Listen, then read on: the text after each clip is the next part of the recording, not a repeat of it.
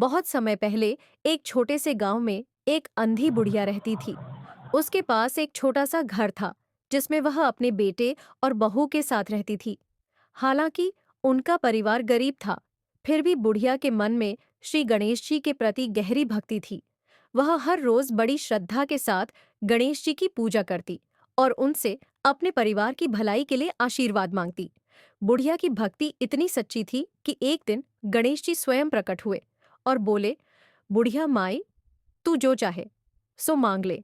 पर बुढ़िया हर बार यही कहती, मुझे मांगना नहीं आता, सो कैसे और क्या मांगू। गणेश जी मुस्कुराते हुए बोले, तो जाकर अपने बहू बेटे से पूछकर मांग ले। बुढ़िया ने जब अपने बेटे और बहू से पूछा तो बेटा बोला, माँ, तुम धन मांग लो जिससे हमारी गरीबी दूर हो जाए। बहू ने कहा, माँ, नाती मांग लो जिससे हमारा परिवार बढ़े। बुढ़िया ने सोचा कि बेटा और बहू तो अपने अपने मतलब की बातें कर रहे हैं। इस पर बुढ़िया ने पड़ोसियों से पूछा। पड़ोसियों ने सलाह दी, बुढ़िया, तेरी जिंदगी थोड़ी बची है, क्यों धन या नाती की चिंता करती है।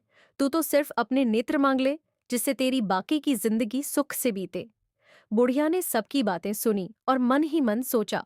वह सोचने लगी कि ऐसा क्या मांगूं जिससे मेरे बेटे, बहू और मेरा सबका भला हो जाए, साथ ही मेरी भी जरूरतें पूरी हो जाए।